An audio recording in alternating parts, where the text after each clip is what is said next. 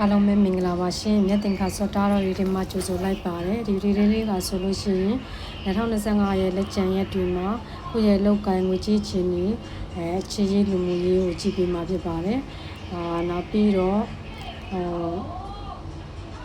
2025ကိုဘယ်လိုပုံစောပြီး2026ကိုဘယ်လိုခုပြောင်းသွားမလဲဆိုတော့လည်းကြည့်ပြီးမှဖြစ်ပါတယ်ဒီလေးမှာဆိုလို့ရှိရင်ပိုင်1ပိုင်2ပိုင်3ဆိုပြီးပိုင်3ပိုင်ခွဲထားပါတယ်ကိုကျင်းတင်တဲ့ပိုင်လေးကိုရွေးပြီးကြည့်လို့ရပါတယ်ရှင်ဒါလေးကတော့ပိုင်1မှာအခန်းကြီးဘူးလေးပေါ့နော်ဒါလေးကတော့ပိုင်2ဒါလေးကတော့ပိုင်3ပါရှင်ကိုကျင်းတဲ့ပိုင်လေးကိုရွေးချယ်ပြီးကြည့်ရသလိုကိုနှစ်သက်တဲ့နှခမ်းကြီးလေးဘူးလေးတွေကိုကြည့်ပြီးတော့လည်းရွေးလို့ရပါတယ်ရှင်တကယ်လို့များဒီပိုင်လေးရွေးရမှာအချိန်မလာဘူးဆိုလို့ရှိရင်ဒီလိုလေးကိုခဏရက်ပြီးရမှာရွေးချယ်လို့လည်းရပါတယ်ရှင်အခုတော့ပိုင်လေးတွေရွေးချယ်ပြီးသွားပြီလို့သတ်မှတ်လိုက်ပါမယ်ရှင်ပထမဆုံးအနေနဲ့ပိုင်1လေးတွေရဲ့ energy ကိုကြည့်ပြီးမှဖြစ်ပါတယ်ခုဒီဟာလေးကြာတော့ဒီပိုင်လေးတွေမှာဆိုလို့ရှိရင်ဒီတာတော့ကတ်လေးတွေကကိုကြိုက်တဲ့ကတ်ကိုဆွဲထုတ်လိုက်တာမဟုတ်ပါဘူးဒါတခြား shuffle လုပ်ပြီးတာမှာကြာလိုက်တဲ့ကတ်လေးကိုကြည့်ပြီးတာဖြစ်ပါတယ်ရှင်shuffle လုပ်တဲ့ချိန်ကိုထည့်ပြီးတော့မပြောင်းဆိုတာဒီ brief ကိုချိန်လေးကွက်တဲ့အနေနဲ့ shuffle လုပ်တာကိုကြတာပါရှင်ဒါလေးကပထမဆုံးအနေနဲ့ပိုင်ဝမ်းလေးကိုရေးချထားတဲ့ဒီလေးတွေတွေ့ကြည့်ပြီးတဲ့ကြပလာတဲ့ကလေးတွေပါရှင်ပထမဆုံးပိုင်ဝမ်းလေးရဲ့ energy အားဆိုလို့ရှိရင်ပိုင်ဝမ်းလေးတွေကတိတ်မကြသေးခင်တော့ပါဘောနော်တခုခုပြီးဆုံးသွားတယ်ပေါ့နော်တက်ကြတဲ့အတွက်ကြတော့တက်ကြောင်စိတ်မကောင်းတော့မဖြစ်နေပေါ့နော်ဒီဟာကကိုယ့်ဘဝကြီးတစ်ခုလုံးတည်ဆုံးသွားတာမဟုတ်ဘူးကိုယ့်ရဲ့ဘဝတစ်စိတ်တစ်ပိုင်းတစ်ခုเนาะပြီးဆုံးသွားတာပေါ့เนาะပြီးဆုံးသွားတယ်ဥမာအလုပ်လုပ်တယ်ဆိုလို့ရှိရင်ဝန်ထမ်းဆိုလို့ရှိရင်ကိုလုပ်တဲ့အလုပ်ကနေပြီးတော့ရနာထားတယ်ပေါ့เนาะအလုပ်ထွက်လိုက်တာလည်းဖြစ်နိုင်တယ်လို့အကြောင်းတစ်ခုခုကြောင့်ရနာထားတာလည်းဖြစ်နိုင်တယ်ပေါ့เนาะနောက်ပြီးတော့ရနာထားရတယ်ဒါပေမဲ့ဒီရနာထားတာကိုရနာတဲ့အတိုင်းမနေဘဲနဲ့နောက်ထပ်တစ်ချိန်ဒီတဲ့ပိုးကောင်းတဲ့အလုပ်ကိုလုပ်ချင်လို့မို့လို့ဒီလောက်ကထွက်လိုက်တာလည်းဖြစ်နိုင်တယ်ပေါ့နော်နောက်ထပ်တစ်ချိန်နောက်ထပ်ဘာရှင်တစ်မျိုးနဲ့အလုပ်တစ်ခုကိုပြန်စူးစမ်းနေတယ်လို့တွေ့ရတယ်နောက်ထပ်တစ်ခုကကြတော့ဒီလုပ်ငန်းရှင်ကိုပိုင်လုပ်ငန်းလုပ်တဲ့သူတွေဆိုလို့ရှိရင်လည်းကိုပထမလုပ်လိုက်တဲ့လုပ်ငန်းတစ်ခုကကိုရင်းနှီးမြုပ်နှံထားလိုက်တဲ့အကြီးတစ်ခုကကိုတင်သလောက်မျက်ငွေတွေမရဘူးမရတဲ့အပြင်တချို့ဆိုလို့ရှိရင်ဆုပ်ရှုံးသွားတာလည်းဖြစ်နိုင်တယ်ပေါ့နော်ဒါကြောင့်မို့လို့ဒီလုပ်ကိုရန်နာထားလိုက်တယ်ရန်နာထားလိုက်ပြီးမဲ့ဒီလုပ်ငန်းကနေပြီးတော့ဒီလိုရန်နာလိုက်ပြီးမဲ့နောက်တစ်ချိန်မှာပေါ့နောက်ထပ်ဘာရှင်းတစ်မျိုးနဲ့နောက်ထပ်စူးစမ်းတာကိုတွေ့ရတယ်ပေါ့နော်စူးစမ်းနေတာကိုတွေ့ရတယ်ဟိုမှာဒီလုံရင်းနှီးမြုပ်နှံမှုမှာကိုကဆုံးရှုံးသွားတယ်ဆုံးရှုံးသွားရင်လည်းအဲ့ဒီဆုံးရှုံးသွားတဲ့အရာကတော့ဒီတိုင်းပဲရက်လိုက်တယ်ရက်ပြီးတော့နောက်ထပ်လုပ်ငန်းတစ်ခုထပ်ပြီးရင်းနှီးပြီးထပ်ပြီးစူးစမ်းနေတယ်ပေါ့နော်အဲ့လိုမျိုးတွေ့ရတယ်ဟိုမှာ relationship ချစ်သူရည်စားတွေဆိုလို့ရှိရင်လည်းrelationship ပြီးဆုံးထားတယ်လို့တွေ့ရတယ်ပေါ့နော်ချစ်သူရည်စားနဲ့ဆိုလို့ရှိရင်ကိုယ့်ရဲ့ချစ်သူရည်စားနဲ့လမ်းခွဲထားတယ်လမ်းခွဲထားလိုက်တယ်လမ်းခွဲထားပြီးမြဲထားလိုက်ပြီးမြဲနောက်ထပ်ပေါ့နော်ကိုယ့်ရဲ့နောက်ထပ်ချစ်သူရည်စားတယောက်ထပ်ပြီးတော့ရှာဖွေတာလည်းဖြစ်နိုင်တယ်လို့ဒီ relationship မှာအဆင်မပြေဘူး relationship နဲ့ပတ်သက်ပြီးတော့ငါ့အတွက်ကံမကောင်းမှုဆိုပြီးတော့ဆုံးဖြတ်ပြီးတော့ relationship ဘက်ကိုအလေးမပြီးတော့ပဲနဲ့ကိုယ့်ရဲ့လုပ်ငန်းဒါမှမဟုတ်ပညာရေးကိုပြန်ပြီးတော့အလေးပေးပြီးစူးစမ်းနေတဲ့သူတွေလည်းရှိနေတယ်ပေါ့နော်ဒီဥမာ relationship ဘက်မှာချစ်သူရည်စားနဲ့ပြတ်သွားတယ်ချစ်သူရည်စားနဲ့ပြတ်သွားရင်လည်းတချို့လူတွေကနောက်ထပ်ရည်စားအသစ်ထပ်ရှာလိုက်နေပေါ့နော်ထပ်ရှာတဲ့သူတွေလည်းရှိနိုင်တယ်လို့ပေါ့နော်တချို့ကကြတော့ချစ်သူရည်စားကိုထပ်မရှာဘဲနဲ့ကိုယ့်ဘဝတိုးတက်ဖို့အတွက်လုပ်ငန်းတစ်ခုကိုစူးစမ်းနေအလုပ်ကိုပဲစူးစမ်းပြီးလုပ်နေတယ်ဒါမှမဟုတ်တချို့ကကြတော့ပညာရေးတွေကိုစူးစမ်းပြီးတော့ရှာဖွေနေတယ်ပေါ့နော်အဲ့ဒီလိုမျိုး energy မျိုးပေါ့နော်ပုံစံမျိုးလူတွေအများကြီးကြည့်တာဆိုတော့တယောက်နဲ့တယောက် energy ရောဖြစ်မှာမဟုတ်ဘူးပေါ့နော် energy တော့တူမှာမဟုတ်တချို့ကကြတော့ ချစ်သူရေးစားတွေမှာတချို့ကကြတော့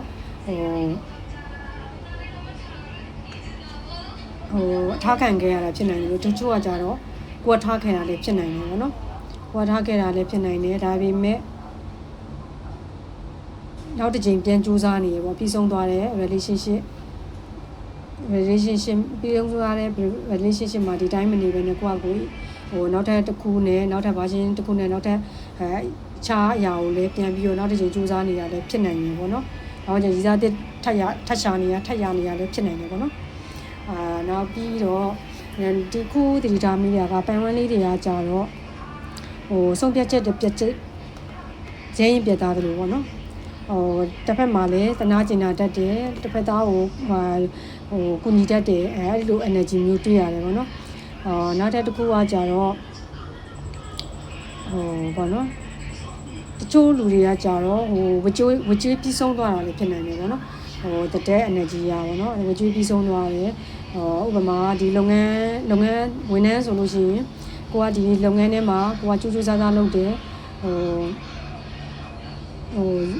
ချိန်နေပြီးတော့ကြိုးကြိုးစားစားရိုးရိုးသားသားနဲ့လုပ်တယ်လုပ်ပေမဲ့ကိုယ့်ရဲ့ကြိုးစားမှုတွေကိုယ့်ရဲ့ရိုးရိုးသားသားနဲ့ကြိုးစားမှုတွေကိုကိုယ့်ရဲ့ထက်ရရှိတာမဟုတ်ချင်းကိုယ့်ရဲ့တတိကမသိကျင်အောင်စောင်းပြီးတော့လာစာတိုးကမပေးရမှာဘူးလာစာတိုးမပေးဘူးယာရုတိုးပေးရမယ့်အရာကိုယာရုတိုးမပေးဘဲနဲ့ဒီတိုင်းလေးလူရှူထားတယ်အဲ့ဒီအတွက်ကြောင့်မို့လို့အချိန်ကြာလာတော့ပိုင်ဝမ်းလေးတွေနဲ့စိတ်မရှိတော့ဘဲနဲ့ပေါ့နော်ဒီလောက်ကနေငါထွက်လဲငါတို့ဒီလောက်မှာငါဆက်နေလဲပေါ့နော်ငါတို့တိုးတက်မှုရှိလာမှာမဟုတ်နိုင်ဘူးအဲအကြောင်းမလို့ငါဒီလောက်ကထွက်ပြီးတော့နောက်ထပ်ငါဘဝတိုးတက်ဖို့အတွက်နောက်ထပ်အလုပ်တစ်ခုရှာမယ်ဒါမှမဟုတ်နောက်ထပ်လုပ်ငန်းနောက်ထပ်နီးလန်းတစ်ခုထပ်ရှာမယ်ဆိုတော့ energy မျိုးပေါ့နော်ဒါကိုဘလောက်ပဲကြိုးစားကိုအတိမတ်ပြုတဲ့နေရာကနေထွက်လာခြင်းဟာဒါဝကြွေးပြီးဆုံးတာပဲလေဝကြွေးပြီးဆုံးသွားတာပဲလေအဲအကြောင်းမလို့တချို့လူတွေအတွက်ဒါပြီးဆုံးသွားတယ်ဝကြွေးပြီးဆုံးသွားတယ်ဟိုမှာဒီ relationship မှာဆိုလို့ရှိရင်လည်းကိုကသူနဲ့လမ်းခွဲရမှာဆိုလို့ကိုသူကကိုဘလောက်ပဲနာကျင်စရာတွေပြောဘလောက်ပဲရက်ဆက်ပေါ့နော်ကိုပေါ်မှာရက်ဆက်ကိုကသူ့ကိုလက်လွတ်ရမှာဆိုလို့ပေါ့နော်ဘယ်လိုပြောရမလဲတောင်းမှန်ဒုထောက်တောင်းမှန်နဲ့မျက်ရည်ကျပြီးငိုယူပြီးတော့လမ်းမခွဲသွားဘူးဒါမှမဟုတ်ချင်းတခုနဲ့ပေါ့6လက်မင်းငါ့ကိုလမ်းခွဲလို့ရှိရင်မင်းဘယ်လိုဖြစ်သွားမလဲညာလို့ဖြစ်ချင်းချောက်တဲ့လူတွေလည်းရှိနိုင်တယ်ပေါ့ပြောရမယ်ဆိုကိုယ့်ရဲ့တစ်ဖက်ပါတနာကိုလမ်းခွဲမသွားဘူးအတွက်ဒီမျိုးစုံသုံးပြီးတော့တားခဲ့ပြီမြတားလို့မရဘူးမြတဲ့တိမ်နောက်ဆုံးမှာကိုပဲအမြဲနာကျင်နေရတာကိုတီတော့ကြတော့ကိုဒီ relationship ကိုလုံးဝအဆုံးသတ်ပလိုက်တယ်နော်ကိုစိတ်ထဲကနေပြီးတော့ဖြတ်တောက်နိုင်ခဲ့တယ်ဒါကလည်းဖြတ်တောက်နိုင်သွားတာဖြတ်တောက်ပြီးတော့နောက်ထပ်တခြားတနေရာမှာထပ်ကြိုးစားနိုင်တာဒါကိုယ့်ရဲ့ဝကြွေးပြီးဆုံးသွားတာပဲနော် relationship မှာဆိုရင်လည်းဒါကိုယ့်ရဲ့ဝကြွေးပြီးဆုံးသွားတာဖြစ်နိုင်တယ်ပေါ့နော်ဒါ energy ကိုကြည့်ပြီးတော့ပေါ့နော်နောက်ထပ်တစ်ခုကကြတော့နောက်ထပ်ပုံစံကကြဘယ်လိုပုံစံမျိုးလဲဆိုလို့ရှိရင်ပိုင်ဝမ်းမှာတော့ရှိသွားမယ်နော်နောက်တစ်ခုမှကြဘယ်လိုပိုင်ဝမ်းလေးတွေကကိုယ့်ရဲ့ကိုကတခုခုဆုံးဖြတ်ချက်ချမယ်ဥမာကိုယ့်ရဲ့ရည်ရွယ်ချက်လမ်းတွေလမ်းကြောင်းရွေးမယ်ဆိုလို့ရှိရင်ငါရဲ့ဆုံးဖြတ်ချက်တခုကငါမှားသွားမယ်ဆိုငါတယောက်တည်းပဲငါတယောက်တည်းပဲခံမယ်ဆိုတဲ့အနေနဲ့ကိုကအဲ့ဒီလမ်းကြောင်းကိုရွေးလိုက်တယ်ဆိုရင်ကိုကတော့ကိုတယောက်တည်းဒီဆုံးဖြတ်ချက်မှားသွားရင်ကိုတယောက်တည်းခံမယ်ဆိုတဲ့ရွေးရခြင်းနဲ့ဆုံးဖြတ်လိုက်ပြီးမယ်တကယ်ပိုင်ဝမ်းလေးဆုံးဖြတ်ချက်မှားသွားလို့ရှိရင်ပိုင်ဝမ်းလေးတွေတယောက်တည်းဆုံးရှုံးနေတာရမှာဝမ်းနေရမှာမဟုတ်ဘဲနဲ့ပိုင်ဝမ်းလေးတွေမှာဘေးပတ်ဝန်းကျင်မှာရှိနေတဲ့ကိုယ့်ရဲ့မိသားစုညီကိုမောင်နှမမိဘဆွေမျိုးကိုချစ်ခင်နှစ်သက်တဲ့ပတ်ဝန်းကျင်အားလုံးငါပါဝမ်းနေကြည့်ခဲ့ရမှာဖြစ်တယ်လို့ကိုယ့်ရဲ့ဆုံးဖြတ်ချက်မှန်ကန်မှုကြောင့်ကိုယ့်ရဲ့ဘေးပတ်ဝန်းကျင်မှာရှိနေတဲ့ကိုယ့်ရဲ့မိသားစုညီကိုမောင်နှမကိုယ့်ကိုချစ်ခင်နှစ်သက်တဲ့သူတွေအားလုံးပျော်ရွှင်ရမှာဖြစ်တယ်ပေါ့နော်ဒါကြောင့်ပိုင်ဝမ်းနည်းတွေနဲ့ဆုံးဖြတ်ချက်တစ်ခုချမယ်ဆိုလို့ရှိရင်ငါဖြစ်ရင်ငါခံမယ်ဆိုတဲ့တူတန်ဆုံးဖြတ်ချက်မျိုးမချဘဲနဲ့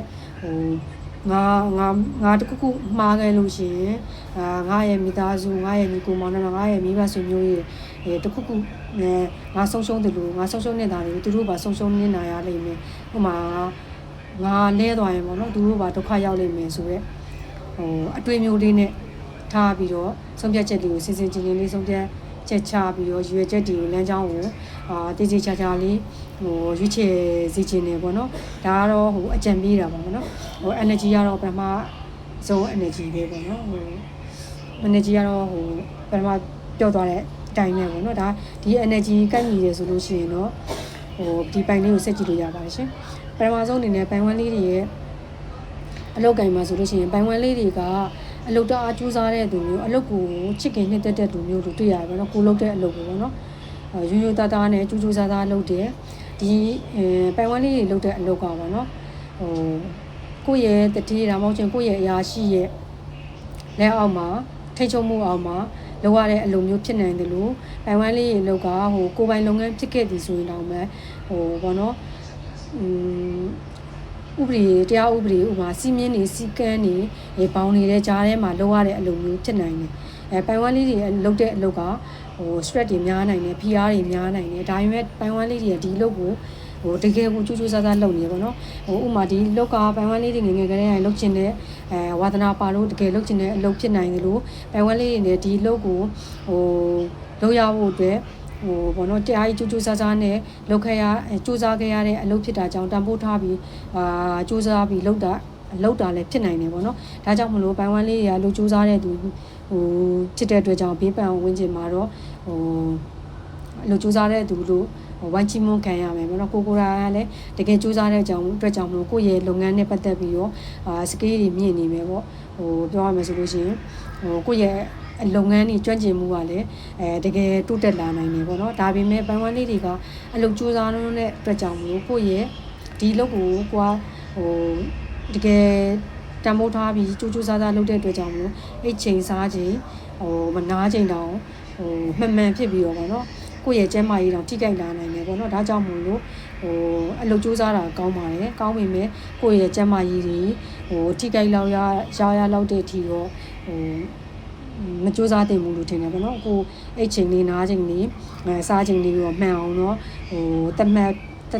တ်ထားပြီးတော့အလုပ်ကိုလုပ်စီခြင်းနေပေါ့နော်ဘာဖြစ်လို့ဆိုလို့ကြားလို့ရှိရင်ကျမကြီးထိခိုက်လာနိုင်လို့ပေါ့နော်ငွေကြေးအခြေအနေမှာကြတော့ဘယ်လိုရှိလဲဆိုပိုင်ဝမ်းလေးတွေကလောလောဆယ်မှာတော့ပိုင်ဝမ်းလေးတွေကဝင်ငွေတွေတိုးတက်အများကြီးရှိမနေဘူးပေါ့နော်ဝင်ငွေနဲ့ထွက်ငွေကိုမျှပြီးတော့တုံးနေတယ်ဒါမှမဟုတ်ကိုယ့်ရဲ့အသုံးစရိတ်တွေကိုshort ချနေတယ်အဲ့လိုမျိုးလည်းတွေ့ရတယ်စိတ်ထဲတစ်ခုရှိတာပိုင်ဝမ်းလေးတွေကနောင်နာကတ်မှာငါရဲ့ငွေကြီးတိုးတက်လာဖို့အတွက်ပေါ့နော်ဘယ်လိုလုပ်ငန်းမျိုးကိုလုပ်လို့ရှိရင်ငါရဲ့ငွေကြီးတိုးတက်လာနိုင်တယ်ဥမာဘယ်နေရာမှာငါရဲ့ငွေတွေရင်းနှီးမြှုပ်နှံလို့ရှိရင်ငါအမျက်ငွေတွေဘယ်လောက်ရနိုင်လဲပေါ့အဲ့လိုမျိုးပေါ့နော်စိတ်ကူးထဲမှာကိုလုပ်ရမယ့်အလုပ်ကိုတွေးနေတယ်အစီအစဉ်တွေချနေတယ် plan တွေချနေပြီးတော့နောက်ကြတော့ဒီအလုပ်ကိုလုပ်ဖို့အတွက်ဘယ်လိုနီးလန်းနဲ့ဘယ်လိုစူးစမ်းရမလဲဆိုတော့